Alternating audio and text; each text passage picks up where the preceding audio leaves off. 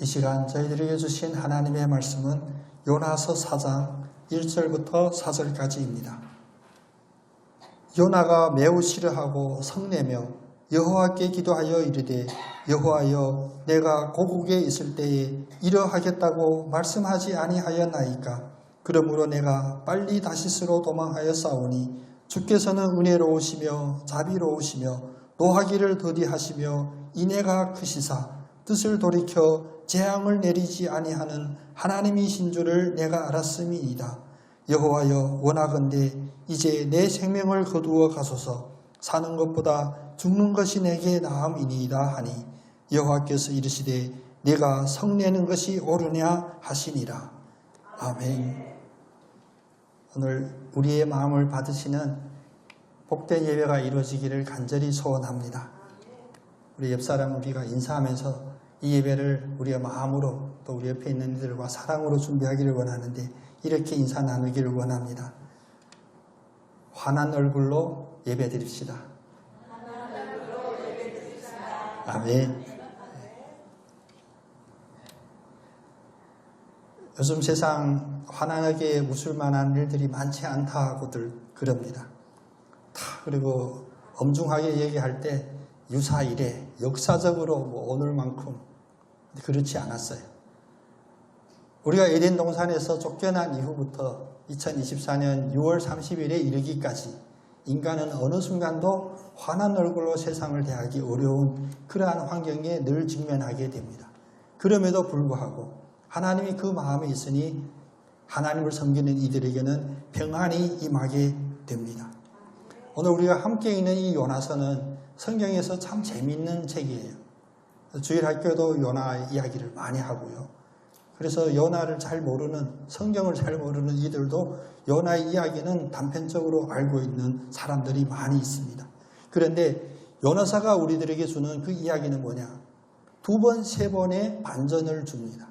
요나서는 우리들에게 예상하지 못한 결과로 계속 우리를 이끌어 나가고 있습니다. 그래서 대부분 사람들은 특히 신앙생활을 하는 이들도 요나서라고 생각하면 딱 하나만 강력하게 기억합니다. 그것이 뭐냐? 물고기 뱃속에 들어갔다가 다시 살았던 그 이야기만. 자기들의 그 마음이 좀 그게 새어나오죠. 우리가 물고기 뱃속에 삼켰을지라도 그러한 어려운 일에 처했을지라도 하나님이 구원해 주셨다라는 이 이야기로 끝내기가 쉽습니다. 그런데 요나서 이야기는 결코 여기서 끝나지 않습니다. 요나가 왜 물고기 뱃속에 들어갔냐? 앞에 하나님의 말씀에 순종하지 않아서였잖아요.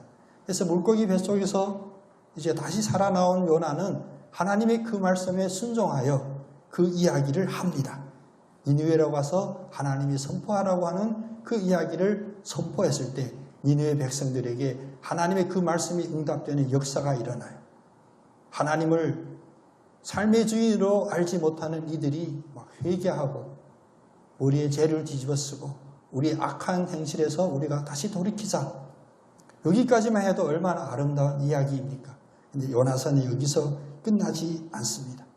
성공적으로 하나님의 말씀을 선포하고 그 사명을 완수한 데까지만 이야기하면 우리가 매주마다 교회에 모여서 목사님이 설교하고 닥달하고 야단하는 순종하세요. 거기로 이루어지면 아름다운 결과잖아요. 그런데 그렇지 않았습니다.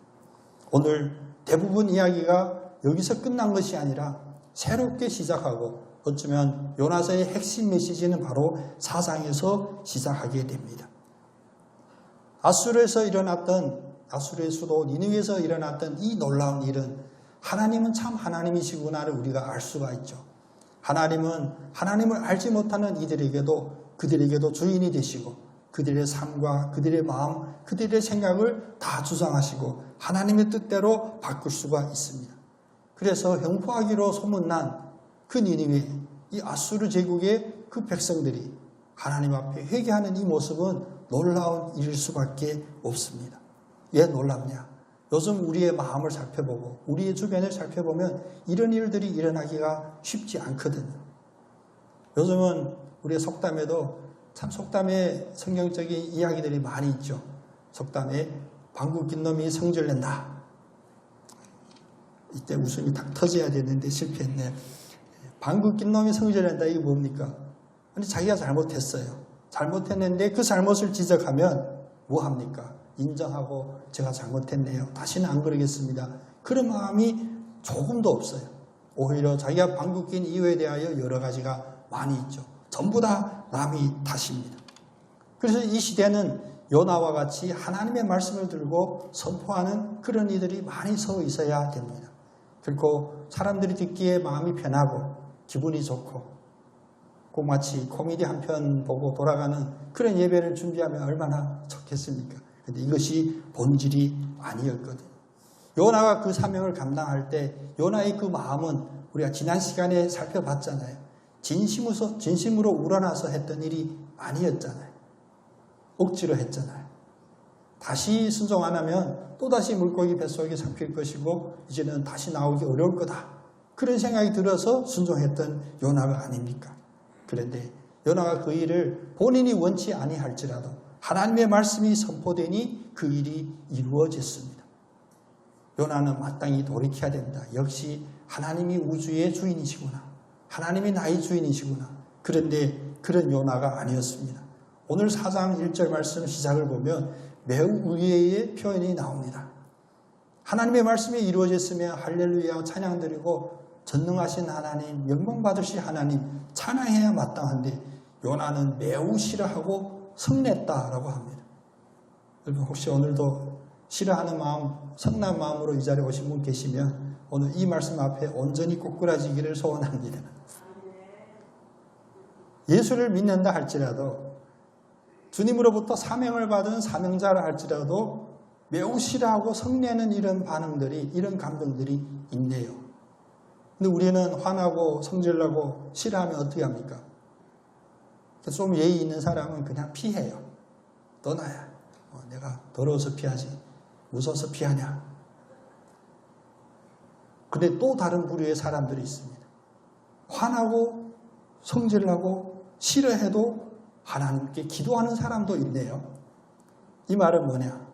우리가 기도할 때 우리의 마음의 상태를 다시 한번 돌아보라고 하는 말씀이기도 합니다. 주여, 주님 아니면 저는 살 수 없습니다. 온전히 주님께 의지합니다라고 기도드리는 사람이 전부가 아니라는 거예요. 자기 마음에 화나고 성질나고 싫어하고, 근데 그 대상이 누구냐? 하나님에 대하여 화나고 성질내는 사람도 기도하더라, 그 말입니다. 먼저 그 기도의 내용을 한번 살펴보겠습니다. 여호와께 기도하여 이르되, 여호와가 내가 고국에 있을 때 이러하겠다고 말씀하지 아니하였나이까? 맞네요. 하나님은 하나님이 말씀하신 그대로 이 일을 이루어 주셨습니다. 그런데 그 말씀에 거부하여 다시스로 도망했으니 하나님은 징벌해야 되는데 오히려 은혜롭고 자비로우시며 노하기를 더디하시며 인애가 크신 하나님께서는 징벌하려는 그 마음을 돌이켜서 재앙을 내리지 아니하고 그를 살려주시고 또 이 니느웨 사람들로 살려주시는 그 역사를 보았습니다. 그래서 고백합니다. 하나님이신 줄을 내가 알았나이다.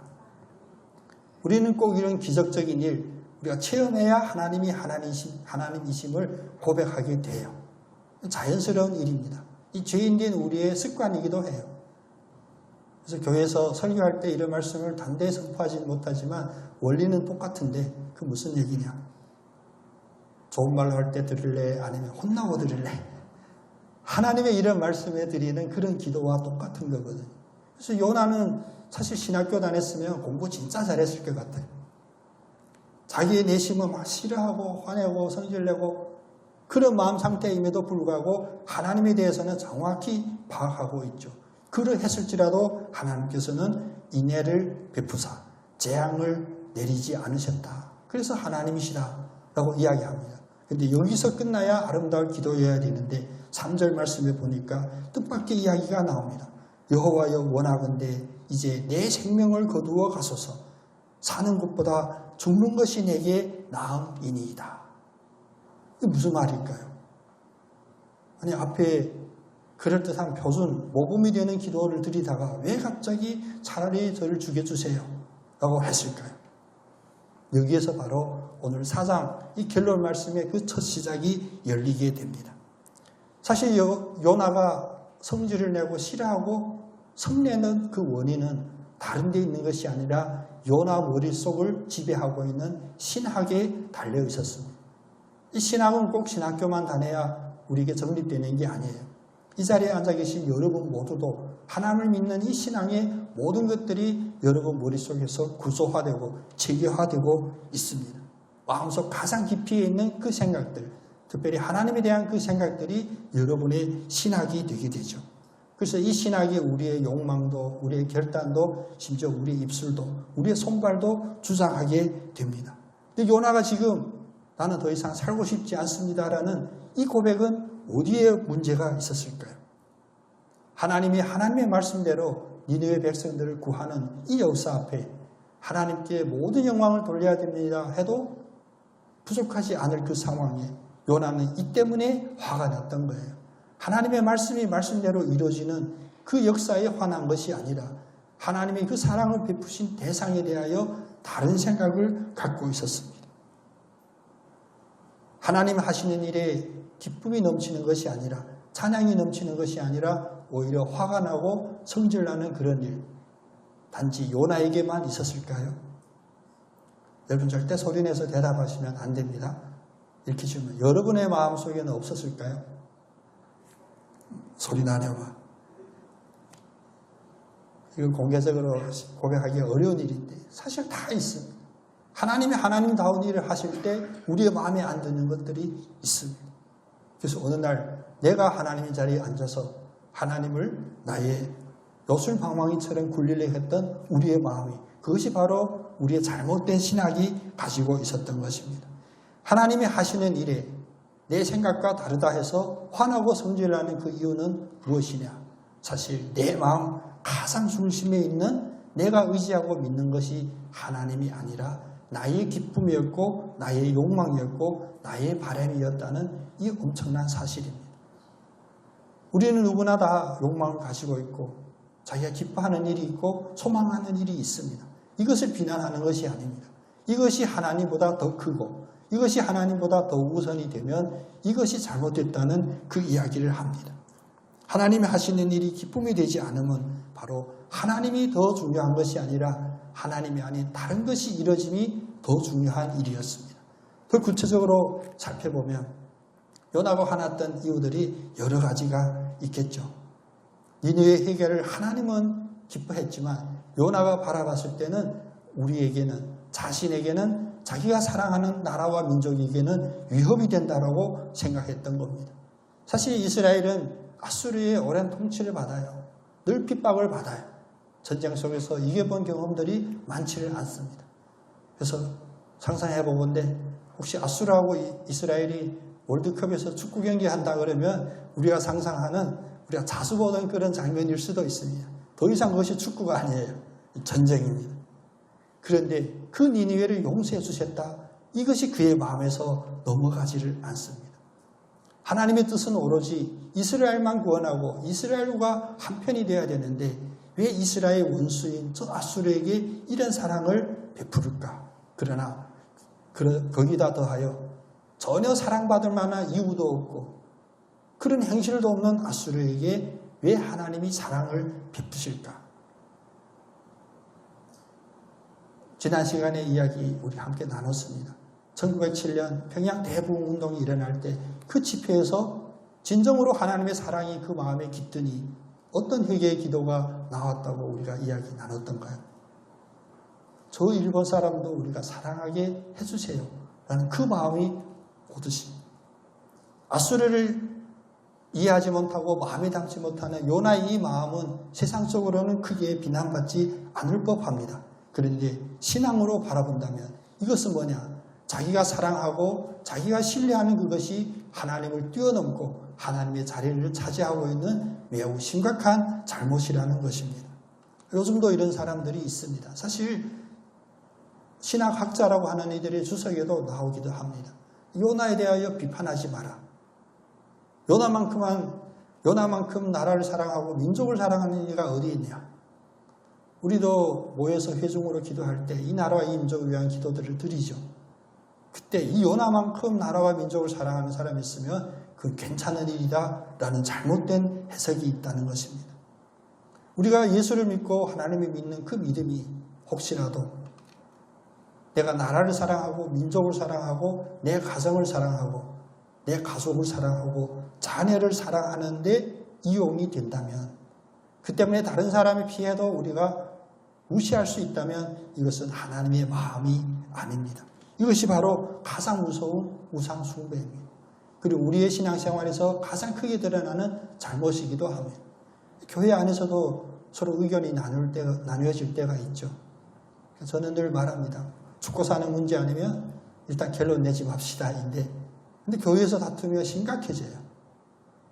요즘도 교계, 우리 감리교는 아닙니다만 교회에 여러 가지 안 좋은 소식들이 여러분들도 간접적으로 들을 거예요.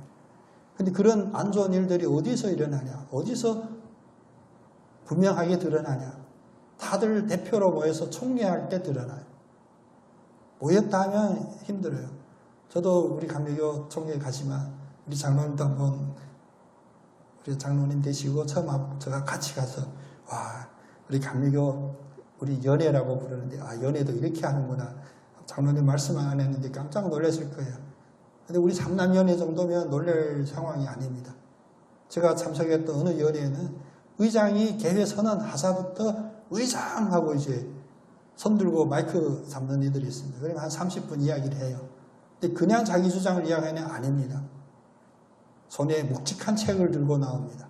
그게 우리 감리교 교리와 장정이라고 하는 우리 교단 법규 책을 들고 나와요. 그거 들고 나오면 우리가 다 한숨 쉬죠. 또 한 20분 하겠네. 근데 제가 의외로운 건 제가 본 바로는 그때 성경을 들고 나온 이는 없더라고요. 성경을 들고 나왔으면 이게 큰일 나는데 한 3일 동안 발언해도 끝이 없을 텐데. 내가 옳다고 생각하는 그 신앙이 혹시 하나님의 생각을 뛰어넘는다면 이것은 잘못된 것이라는 이 마음이 우리의 마음에 꼭 새겨지기를 원합니다. 또 다 주장하죠. 하나님이 나에게 보여주셨다. 하나님이 나에게 들려주셨다. 내가 하는 이 일만이 하나님이 기뻐하는 일이다. 이러니까 이게 결론이 안 나지만 분명히 말할 수 있는 것은 그런 고백을 할 수 있는 이는 아무도 없습니다. 하나님이 직접 선포하지 않는 이상 그 누구도 내가 하나님께 그런 마음을 받았다, 계시를 받았다 나설 수가 없는 것입니다. 왜? 그 뒤에 의도를 보면 그것을 통하여 주장하는 그 종점에 보면 자기의 유익이라든지 자기 공동체의 유익이라든지 크게는 그 나라와 민족을 위한 유익이 거기에 깃들어져 있다면 이것 역시 위험한 일입니다. 아무리 우리가 인종차별을 반대하고 한 나라가 한 나라를 침범하고 전쟁을 일으키는 거 당연히 반대하죠. 근데 이 반대하는 이 일에 하나님의 그 뜻을 우리가 너무나 분명하게 강력히 주장하는 일, 위험한 일이 될 수도 있다는 것입니다. 요나는 그런 자기의 정의로 나라와 민족을 사랑하는 그 애국심, 애족심으로 하나님 앞에 성내고 있습니다. 더 구체적으로 살펴보니 그것은 자기의 기대와 실망 때문이었습니다. 여러분들도 기도하기 전에 여러분의 대부분의 기도하는 마음은 그런 마음이죠. 하나님, 제 사정을 하나님께서 아시니 긍휼을 베풀어 주시고 제가 지금 힘들어하는 이 문제가 해결되기를 원합니다 라고 시작했다가 그것이 순간 이루어집니까? 아니죠. 그러면 자기의 기대와 자기의 실망 때문에 기도를 멈추고 기도를 마칠 때 뭐라고 합니까? 요나처럼 화내고 성질내고 싫어하면서 기도의 자리에서 일어나더라. 또 하나는 깊게 살펴보면 요나가 하나님의 이 사명을 감당하고도 왜 화나냐면 하나님은 하라고 하니까 억지로 했어요. 니느웨 사람들아 회개하지 않으면 성이 무너질 것이다. 근데 이것이 하나님의 말씀이 응답되었을 때 그는 무엇을 생각했냐? 자기 자존심이었던 거예요. 자기가 예언자였는데 예언자의 그 자존심 때문에 이것을 할 수가 없었던 거예요. 사실 저희 교회에도 자녀들 중에 또 우리 친척들 중에 목회자가 있는 가정들이 있죠. 사실 목사로 사는 건 쉬운 일이 아닙니다. 쉽게 살려면 어떻게 해야 되냐? 아무 생각도 없이 아무 거리낌도 없이 내가 하나님의 예언자다. 하나님의 대언자다 라고 독재스럽게 목회하면 괜찮을 수도 있어요. 근데 그 누가 받아주냐고. 하나님의 이름으로 자기가 싫어하는 사람 저주하고도 싶을 거예요. 그런 경우들이 있을 겁니다. 또 그리고 답답할 때도 있습니다. 왜? 내가 하나님의 사명자인데 왜 하나님 나에게 내가 간절히 기도하는 이런 일들이 이루어지지 않습니까? 그 마음이 가득함이 뭡니까? 표현이 좀 다를 뿐이지 오늘 요나와 똑같은 마음인 거예요. 주의 종은 무엇이냐? 우리가 교도문으로 같이 고백했듯이 우리는 질그릇이요 이 질그릇 안에 예수 그리스도라는 보배가 담겨져 있을 때 그것이 바로 사명자이고 목사이고 장로이고 권사이고 집사이고 성도가 되는 거예요.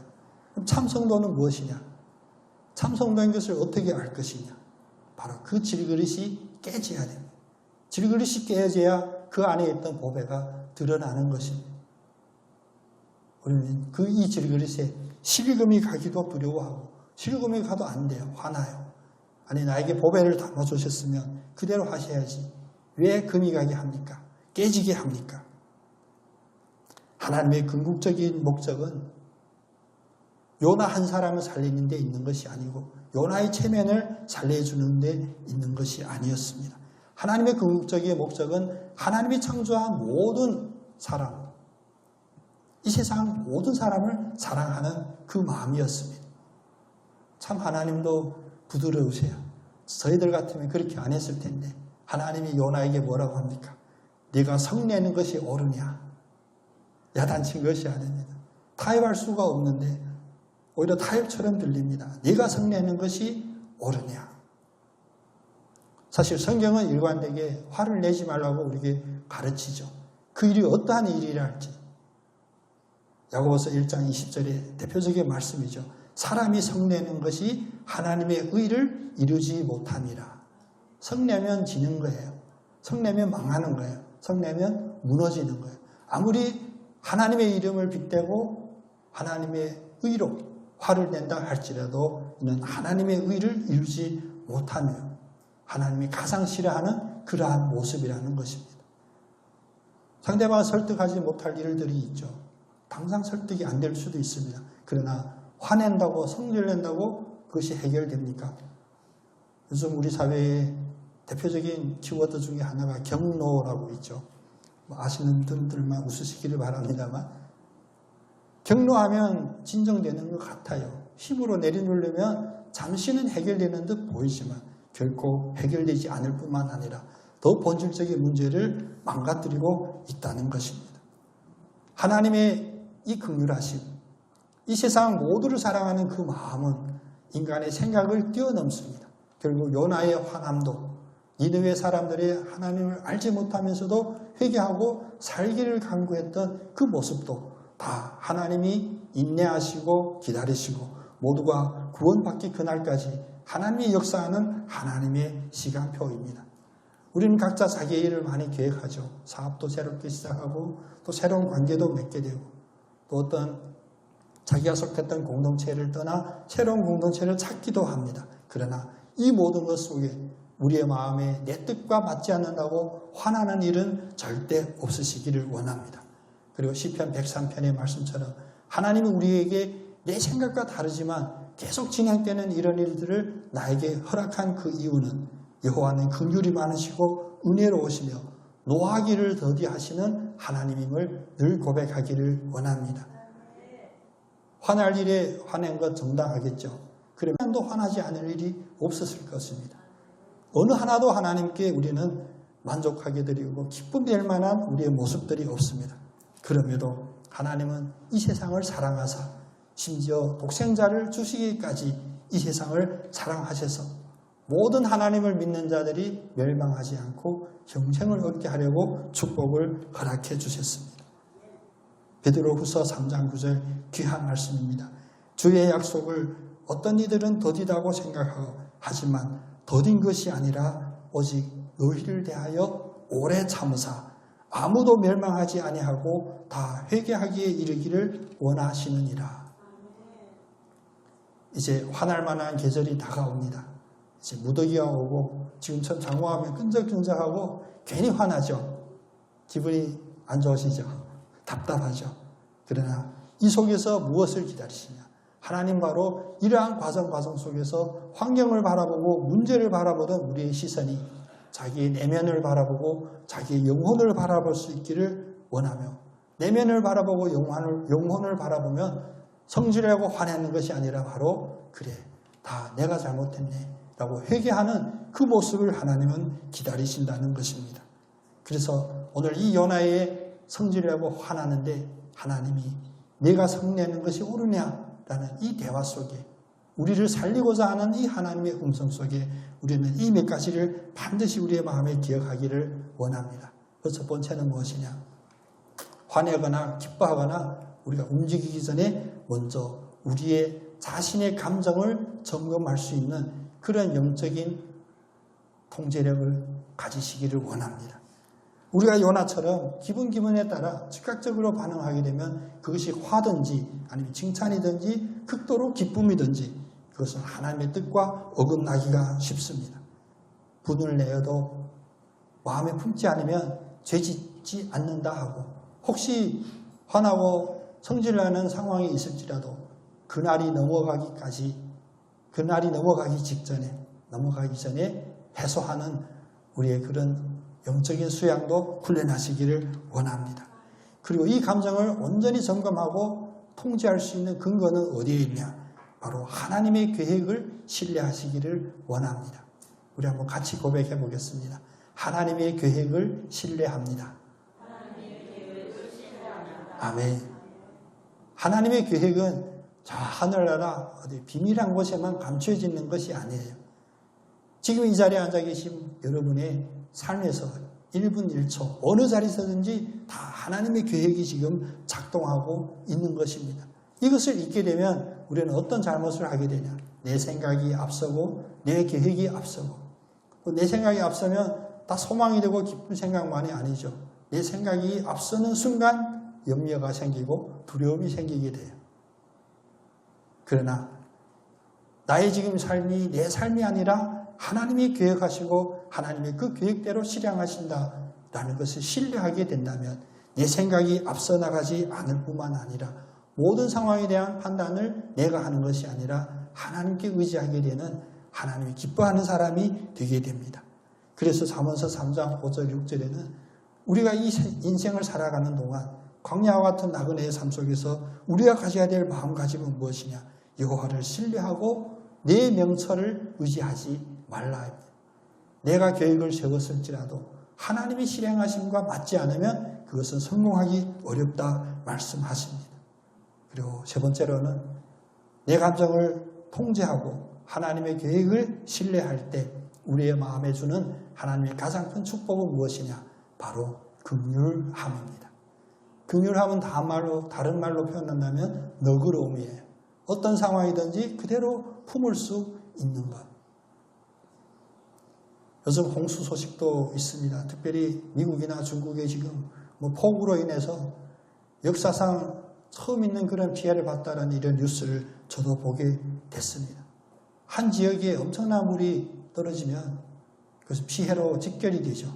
그러나 그 물이 흘러 바다로 들어가면 바다는 여전히 평온한 바다가 됩니다. 주님이 주시는 이 긍휼함이 우리가 매일매일 우리의 삶을 흔드는 풍랑과 같은 그런 상황 속에서도 이 긍휼함이 바로 그것을 이기는 것입니다.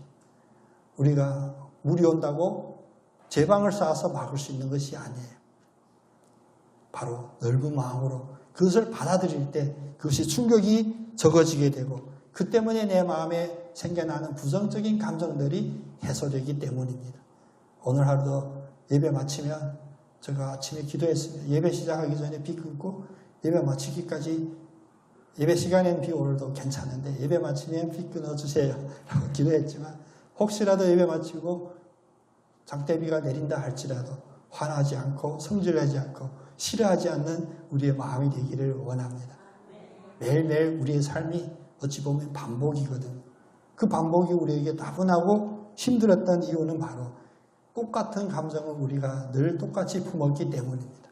오늘부터라도, 오늘 예배를 마치고부터라도 우리가 세상에 화내기 먼저 하나님께 성질내지 않는 우리의 모습, 하나님 기뻐하는 그런 모습으로 다시 회복하여 이 세상의 모든 문제를 대하는 명철하고 믿음이 좋고 하나님을 온전히 신뢰하는 여러분 다 되시기를 축복합니다.